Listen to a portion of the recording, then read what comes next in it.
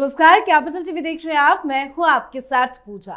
Supreme court में वक्फ संशोधन अधिनियम की संवैधानिकता को लेकर आज दूसरे दिन भी अहम सुनवाई हुई और ये सुनवाई कल भी जारी रहेगी। और जिस तरह से सुनवाई चल रही है उसको लेकर साफ कहा जा सकता है कि वक्फ संशोधन कानून 2025 पर सुप्रीम कोर्ट में मोदी सरकार की बड़ी जीत तय है और सिब्बल सिंघवी की दलीलें धाराशायी।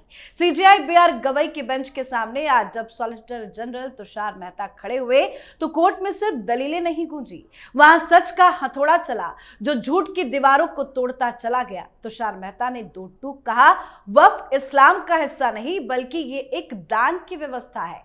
यानी ये पूरी कोशिश की वक्फ पर उंगली उठाना मतलब इस्लाम पर हमला, एक काल्पनिक डर था जिसे विपक्ष ने फैलाया। और सबसे बड़ी बात, याचिकाकर्ताओं को लेकर सरकार ने कोर्ट के सामने साफ कर दिया कि इन याचिकाकर्ताओं में से कोई भी प्रत्यक्ष रूप से प्रभावित नहीं है।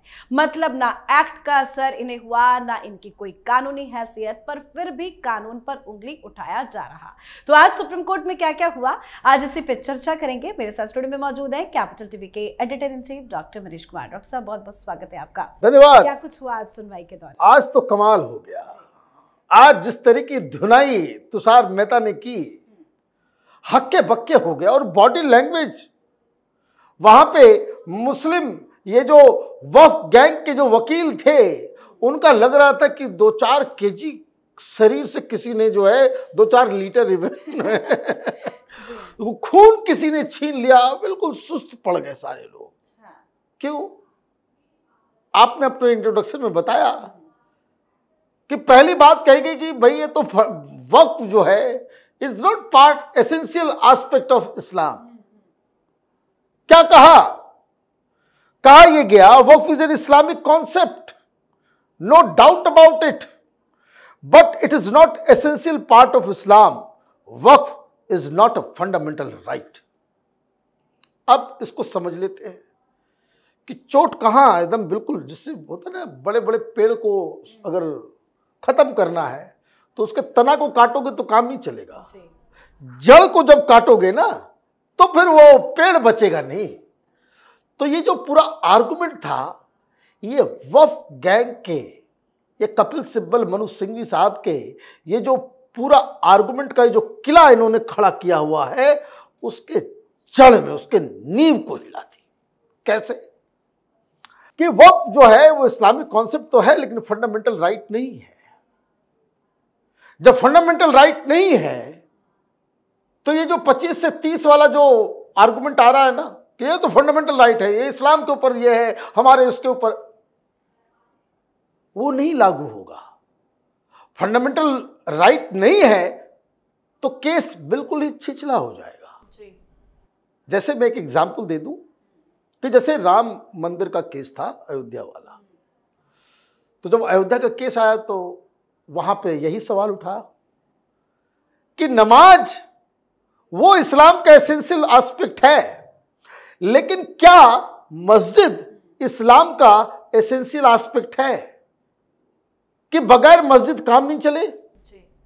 जैसे हिंदुओं के लिए मंदिर एसेंशियल है, कहीं भी जाकर के पूजा नहीं कर ले, कहीं भी जाकर के मूर्ति नहीं बिठा सकते, उसके लिए मंदिर होना आवश्यक है। लेकिन क्या मस्जिद होना आवश्यक है? तो सुप्रीम कोर्ट ने कहा नहीं, मस्जिद is not an essential aspect. तो केस जो है वो पूरा बिगड़ गया। जब वो एसेंशियल एस्पेक्ट है ही नहीं तो कहीं भी बना लो, हटाओ उसको, मंदिर मस्जिद को, मंदिर बनेगा वहां पे। तो ये लोग कह रहे थे कि भाई तो हमारे फंडामेंटल मस्जिद को गिराया जा रहा है, शहीद हो गई है, पूरा जो तमाशा जो है उसी चीज को लेकर के। अब ये जो बात कही गई तो वो अलग हुआ, तो सवाल भी पूछा गया आगे। इसमें एक और बहुत ही एसेंशियल एस्पेक्ट को लेकर के इससे जुड़ा हुआ, हालांकि बाद में बातचीत हुई लेकिन उसको मैं जोड़ के आपको बताता हूं। चीफ जस्टिस ने पूछा कि भाई आप ये बताओ हमें कि आप वक्फ बोर्ड के अंदर नॉन मुस्लिम भी डाल रहे हो, क्या हिंदू क्रिश्चियन बोर्ड्स के अंदर दूसरे धर्म के लोग होते हैं क्या? तो इनको क्यों आप डिफरेंशिएट कर रहे हो? ये एक मसला था इंटरिम ऑर्डर के ऊपर इसके ऊपर फैसला आएगा। हालांकि आज डिस्कशन खत्म नहीं हुआ, कल आधा आधा घंटा फिर देंगे, कल फैसला मोस्ट प्रोबेबली आ जाएगा। तो वो जो है कि भाई आप हिंदू बोर्ड के अंदर तो नहीं डालते।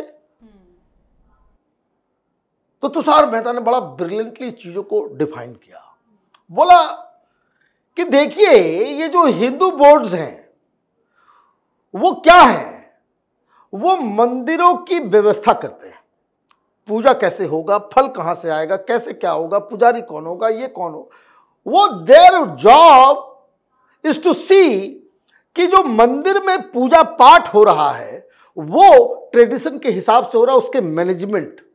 तो वो क्या है, वो बेसिकली टेम्पोरल जॉब में उस बोर्ड का हस्तक्षेप होता है, उसका काम ही यही है। और इसलिए जब ये मामला पूजा पाठ का है तो फिर हम बाहर से दूसरे धर्म के आदमी को लाना वो वर्जित रखते हैं। लेकिन ये जो वक्फ बोर्ड है, वक्फ बोर्ड का काम नहीं है कि मस्जिद में कैसे नमाज पढ़ोगे। वक्फ बोर्ड का काम रिलीजियस काम नहीं है, टेम्पोरल काम नहीं है। वक्फ बोर्ड बेसिकली एसेंशियली वो इस्लाम का एक कॉन्सेप्ट तो है, लेकिन ये काम सेकुलर काम करता है। सेकुलर काम क्या हुआ, माने मस्जिद बनाना, मस्जिद के अंदर का मैनेजमेंट नहीं, ये प्रॉपर्टी का मैनेजमेंट करता है। प्रॉपर्टी का कोई धर्म नहीं होता। आपका काम क्या है कि प्रॉपर्टी का कैसे इस्तेमाल हो, हॉस्पिटल बनेगा, स्कूल बनेगा, मार्केटिंग कॉम्प्लेक्स बनेगा, इंस्टीट्यूशन बनेगा, हॉस्टल बनेगा, वो समाज के अलग अलग चीजों में काम आएगा। ये क्या है, ये सेकुलर काम है, इसमें पूजा पाठ नहीं होता।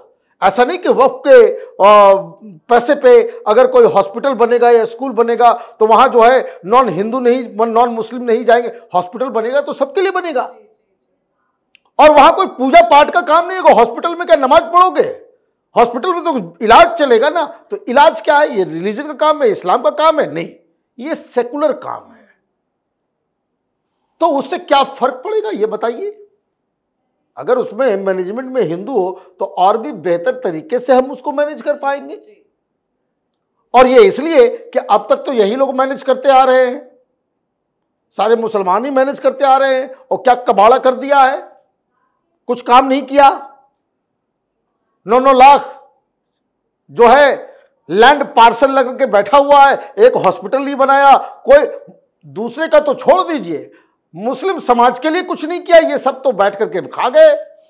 तो ये दो आर्गुमेंट जो है वो बड़ा ही। फिर एक बात उन्होंने ये भी कही कि ये जो कॉन्स्टिट्यूशनैलिटी के ऊपर ये बात कर रहे हैं, ये it doesn't hold any water. Mehta साहब ने कहा कि we receive 96 lakh representation, 96 lakh representation आया है। The JPC joint parliamentary committee had 36 sittings.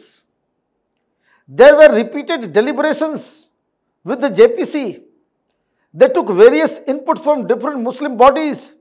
Thereafter, a voluminous report was submitted where suggestions were accepted, rejected with reasons. Then it was passed with unprecedented debate. 96 lakh representation. ये जो वक्फ कानून है, ये democratic इतिहास में, democracy का इतिहास लिखा जाएगा। भाई कोई कानून बना तो सबसे ज्यादा किससे कंसल्टेशन, सबसे ज्यादा कौन से कानून को बनाने में हुआ, उसमें इसकी गिनती होगी। और ये पार्लियामेंट का अधिकार है वो सारी चीजें करके, तो वो आप कैसे उसके ऊपर सवाल खड़े कर सकते हैं। तो ये बात चीफ जस्टिस भी जानते हैं, इसलिए चीफ जस्टिस ने कहा कि देखो भाई, बहुत स्ट्रांग केस नहीं बनाए तो फिर हम कुछ नहीं कर सकते। ये ड्यूली पास किया हुआ चीज है, हमारे तमाम मापदंड पे ये खड़ा उतर रहा है। ये तो भूल जाओ कि वक्फ के कानून को हम रिजेक्ट करने वाले हैं। इट इज ऑलरेडी डन कि ये कानून रहेगा। अब जो कुछ भी तब्दीलियां हैं उसके बारे में सजेस्ट किया जा सकता है। अभी 3 इन फोकस है, उसके ऊपर बातचीत करने के लिए यही बहस चल रहा है। फिर आ गया waqf by user. Waqf by user का मतलब क्या हुआ कि किसी ने दान दे दिया, किसी ने कुछ कर दिया, और वहां पे बहुत दिनों से चल रहा है, कोई मजार है तो वो चल रहा है तो चल रहा है, वो बोल दिया कि भाई वक्फ है तो वक्फ है। तो उसके ऊपर भी मेहता साहब ने कहा waqf by user is not a fundamental right, it was recognised by statute judgement says it if right is conferred as legislative policy, the right can always be taken away। ये बात जो हम लोग शुरू से कह रहे हैं, जब से ये डिबेट हुआ है मैं बार बार इस बात को कहता आया, ये फंडामेंटल राइट है ये। अरे भाई, जो कोई भी कानून, जो कोई भी अधिकार, जो कोई भी पॉलिसी अगर पार्लियामेंट में कानून बना करके किसी को आप देते हैं तो पार्लियामेंट के पास हमेशा वो अधिकार रहेगा कि जो चीज दिया गया है उसको वापस भी ले लें।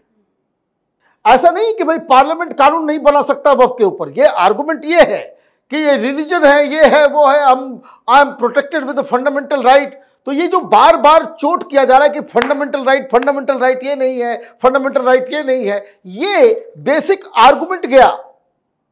अब वो भी हमने बता दिया कि भाई कि किस तरीके से दो लोग जो है उसमें जाएंगे तो वो कोई दिक्कत वाली बात नहीं होगी। एक और बड़ा इंटरेस्टिंग उसमें चीजें हुई।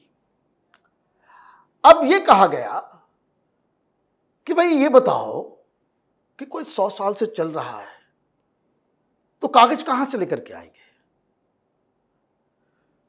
तो मेहता साहब ने कहा कि भाई 100 साल से चल रहा हो, 200 साल से चल रहा हो, अगर कोई जमीन सरकार की है तो सरकार लेकर के रहेगी।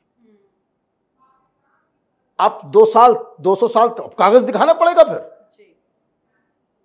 ये कोई बनाना रिपब्लिक थोड़ी है। ये आर्गुमेंट दिया जा रहा था तो उसके ऊपर ये कहा गया कि देखिए झांसे में कोई नहीं रहे, क्योंकि कानून बना कब, पहला वक्फ का कानून कब बना, 1923, अरे 100 साल पहले। तो उन्होंने कहा कि बहुत पढ़ के आया हूं मैं, सारे कानून जो है आज मैं पढ़ के आया हूं। 1923 के कानून में भी यह लिखा हुआ था कि 6 महीने के अंदर रजिस्ट्रेशन कराओ। अभी टोटल जो है वो कितना पीस है लैंड, 9.5 लाख है ना, 9.5 लाख इन नंबर्स, और एकड़ में तो वो जा रहा है 40 लाख के आसपास, है ना। तो इन 9 लाख जमीनों में 4.5 लाख है जो अनरजिस्टर्ड है, वो तो गए हो, उसके ऊपर डिस्कशन नहीं हो रहा है। जो रजिस्टर्ड है कि भाई यहां ये वक्फ है, इसको आपने नोटिफाई कर लिया कि भाई वक्फ है, उसके बारे में कहा जा रहा है कि भी आपको फिर भी आपको कागज दिखाना पड़ेगा। अब 100 साल से ये पूछा गया कि भाई 100 साल से, जज साहब ने, चीफ जस्टिस ने पूछा इसको क्या करेंगे, बोले करना तो दिखाना पड़ेगा। 1923 में कानून बना, कहा गया कि भाई 6 महीने के अंदर में, तो वो भी कहा गया उसमें कि भाई अगर आपके पास कागज नहीं है तो कुछ सबूत, कुछ नॉलेज, कुछ चीजें जो आपको बतानी पड़ेगी, तब उसको हम वक्फ कबूल करेंगे। और जब 2054 में कानून बना तो वो 6 महीने को काट करके कर दिया गया 3 महीने, और लेकिन लोगों ने इसको नजरअंदाज कर दिया कि हाँ वोट बैंक पॉलिटिक्स है ना, चलो क्या होता है, बोर्ड बन गया, बोर्ड ने कह दिया ये हमारा है, कोई डीपली उसके अंदर गया नहीं। तो ये बात तो नॉर्मल सोचने की चीजें, पूरी दुनिया में रजिस्ट्रेशन हो रहा है, पूरी दुनिया में लैंड रिकॉर्ड जो है डिजिटलाइज हो रहा है पूरे हिंदुस्तान में। वक्फ को स्पेशल ट्रीटमेंट दिया जाए, वो तो पॉसिबल नहीं है। अब एक और टेक्निकल बात कपिल सिब्बल ने उठाया कि मान लीजिए कोई मजार है या कोई वक्फ की जमीन है, वक्फ की जमीन है अगर, तो वो कागज नहीं उसके पास, सरकार कह रही कि भाई हमारा है, तो जाना पड़ेगा नए कानून के मुताबिक कलेक्टर के पास। तो ये कह रहे हैं कि देखिए ये हमारे फंडामेंटल राइट का हनन हो जाएगा कि अगर कलेक्टर कह देगा कि भाई ये जो है हम डिसाइड करेंगे, और जब तक डिसीजन नहीं होता है वो वक्फ नहीं रहेगा, कि मतलब फैसले से पहले ही हमारे हाथ से छिन जाएगा। तो तुषार मेहता ने जवाब दिया। उन्होंने कहा कि एक बात तो समझ लीजिए कि अगर जमीन सरकारी है तो दुनिया की कोई भी ताकत हमको रोक नहीं सकती कि उसको हम लें, लेकिन जब कोर्ट हम जाएंगे तो भाई वो जमीन की कहानी, वो जमीन का कागज, उसका ऑल डॉक्यूमेंट्स वो तो कलेक्टर ही तैयार करेगा। और आप जब तक आप उसके लिए जो फाइनल फैसला होगा वो कोर्ट का, तब तक आप रहो, उसको छीन नहीं रहा। हम तो तभी आएंगे जब फाइनल फैसला ट्राइब्यूनल से या हाई कोर्ट से यह तय हो जाएगा कि यह जमीन आपकी नहीं है, यह जमीन सरकारी है।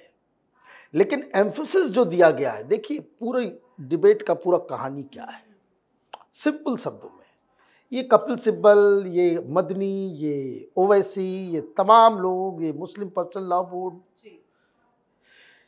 इनको लग रहा है ना कि बपौती है हमारी, दुनिया के लिए अलग कानून, हम दाढ़ी टोपी वाले आदमी हैं तो हम जो है हमारे ऊपर कोई कानून काम नहीं करेगा। सरकार कह रही है कि तुम्हारी वक्फ की जमीन है, बहुत अच्छी बात है, रखो, साबित तो करना पड़ेगा, साबित करना पड़ेगा। और अगर आप ये काम नहीं करोगे और ये मालूम चलता है कि भाई ये जमीन सरकार की है, प्राइवेट वाला तो अलग लड़ेगा, लेकिन अगर सरकारी जमीन है, कि जैसा कि आप भी देखिए ये क्यों हुआ है ये भी समझ लीजिए।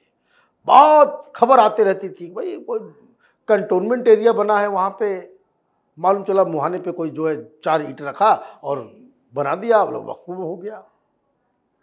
हाईवे बन रहा है, कहीं पुल बन रहा है, आप देखिए स्ट्रेटेजिक लोकेशन के ऊपर, और एक बहुत बड़ी साजिश है।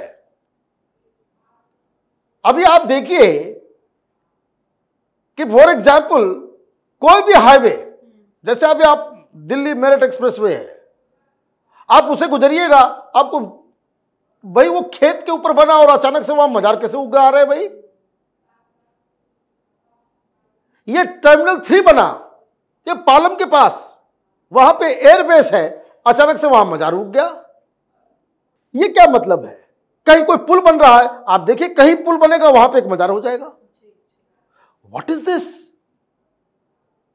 और अगर मजार है, अभी देखिए बद्रीनाथ, केदारनाथ, इन सब इलाकों में, उत्तराखंड में, and hats off to Dhami sahab, कि वहां जहां तहां जंगल में, यहां कोई दूर दूर तक 5 किलोमीटर तक कोई मुस्लिम मोहल्ला नहीं, और अचानक से जंगल के अंदर से जो है कि मजार निकल गया, हरा चद्दर लगा दिया, सीमेंट लगा दिया, ईंट लगा दिया, और वो बन गया, वो वक्फ की तो चलने लगा बुलडोजर।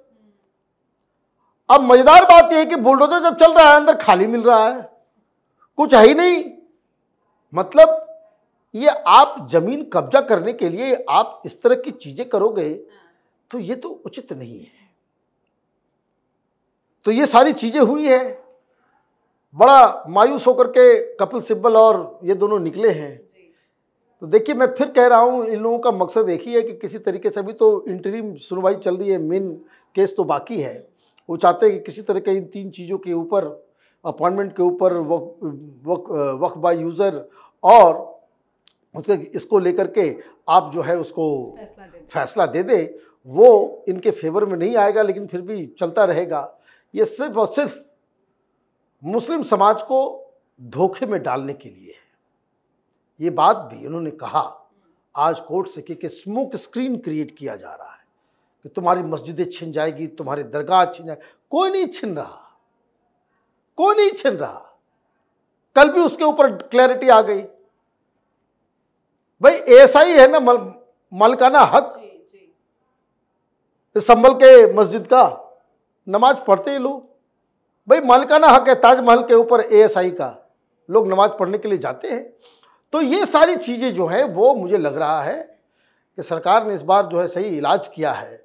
तुषार मेहता को आज जो है बधाई देना चाहिए कि उन्होंने बहुत ही जबरदस्त आज जो है उन्होंने बहस की। बिल्कुल, बहुत बहुत धन्यवाद सर बातचीत के लिए। धन्यवाद। तो आज एक बार फिर सुप्रीम कोर्ट में मोदी सरकार की बड़ी जीत हुई है और विपक्ष को निराशा हाथ लगी। फिलहाल सुप्रीम कोर्ट में सुनवाई जारी है और हर बीतते मिनट के साथ साफ होता जा रहा है कि मोदी सरकार ने फिर एक बार फर्जी नैरेटिव को नंगा कर दिया है। अब देखना होगा कल की सुनवाई में क्या कुछ और होता है। अपडेट आपको देते रहेंगे। देखते रहिए कैपिटल टीवी। नमस्कार।